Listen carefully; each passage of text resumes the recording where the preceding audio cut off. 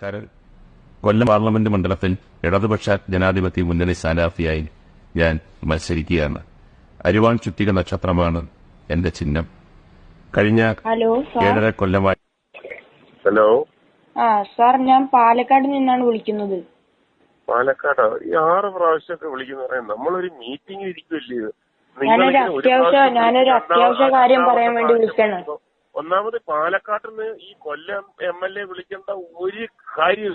Sir, ഞാനൊരു അത്യാവശ്യ കാര്യം പറയാം. ഞാൻ 10ാം ക്ലാസ് കാര്യം പാലക്കാട് MLA അല്ലേ വിളിച്ചു പറയേണ്ടത്? ഞാൻ 10ാം ക്ലാസ്സിൽ പഠിക്കുന്ന ഒരു സ്റ്റുഡന്റ് ആണ്. അതെ, സ്റ്റുഡന്റ് ആണെങ്കിലും എന്താണെങ്കിലും പാലക്കാട് MLA എന്ന് പറഞ്ഞ ഒരാള് ജീവനോടെ ഇല്ലേ? സാർ, എനിക്ക് സാറ് നമ്പർ ഒരു കൂട്ടുകാരൻ തന്നപ്പോ ഞാൻ വിളിച്ചു നോക്കി. കൂട്ടുകാരൻ എന്ന് പറഞ്ഞാൽ അവന്റെ ചെവി കുറ്റുനോക്കി അടിക്കണം. സ്വന്തം പാർട്ടി, സ്വന്തം മണ്ഡലത്തിലുള്ള MLAയുടെ നമ്പർ തരാതെ വേറെ ഏതോ രാജ്യത്തുള്ള വേറെ ഏതോ ജില്ലയിലുള്ള MLAയുടെ നമ്പർ തന്നിട്ട് അവൻ എന്താ പറഞ്ഞത്? അവൻ അല്ല, ഒന്ന് വിളിച്ചു നോക്കാൻ പറഞ്ഞു. ഞാനൊരു ഓക്കെ സാർ. ഇയാൾ MLA വിളിച്ചോ? സ്വന്തം MLA വിളിച്ചിട്ട് അത് അയാൾ എന്ത് പറയുന്നു, ഇങ്ങനെ പറയുന്നു എന്ന് പറഞ്ഞിട്ട് വേണം എന്നെ വിളിക്കാം. ഇത് സ്വന്തം MLA ഏതോ പിന്നെ വേറെ അടുത്തൻ ജയിപ്പിച്ച് വിട്ട് അയാൾ മരിച്ചുപോയെന്ന് പറഞ്ഞിട്ടാണല്ലോ നിങ്ങൾ എന്നെ വിളിക്കുന്നത്. 6 പ്രാവശ്യം ഞാനിവിടെ ഒരു വലിയ ഇമ്പോർട്ടന്റ് ആയിട്ടുള്ള ഒരു മീറ്റിംഗ് ഇരിക്കുമല്ലേ? 1 പ്രാവശ്യം വിളിച്ച്, 2 പ്രാവശ്യം വിളിച്ച്, 6 പ്രാവശ്യം വിളിച്ചിട്ട് ആൾക്കാരെല്ലാരും എന്നെ നോക്കി ചിരിക്കുകയാണല്ലോ. എന്താ പിള്ളേര് കളിയാണോ ഇത്? Sorry sir. സോറി എന്നല്ല, ഇത് വിളക്കില് ഒരാളെ ശല്യപ്പെടുത്തുക.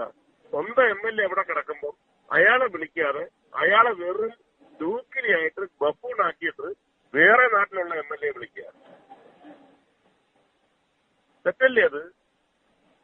സോറി സാർ, അറിയാതെ പറ്റിപ്പോയി. നിങ്ങളുടെ MLA ആരാന്നറിയാവോ? ഇല്ല. സ്വന്തം MLA ആരാന്ന് അറിഞ്ഞൂടാ? 10ാം ക്ലാസ്സിൽ പിടിക്കുന്നത്. നിനക്ക് എന്റെ മുമ്പിലുണ്ടായിരുന്ന നിനക്ക് ചോരിൽ വെച്ച് തന്നെ അടിച്ചതായിരുന്നു.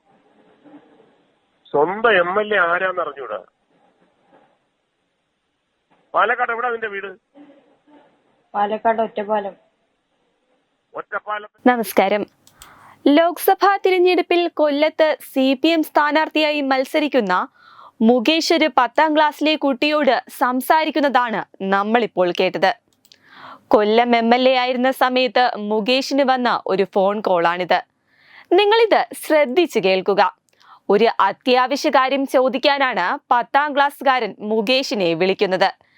എന്നാൽ മുകേഷിന്റെ പ്രതികരണം ഒരിക്കലും ഒരു ജനപ്രതിനിധിക്ക് ചേരുന്നതായിരുന്നില്ല.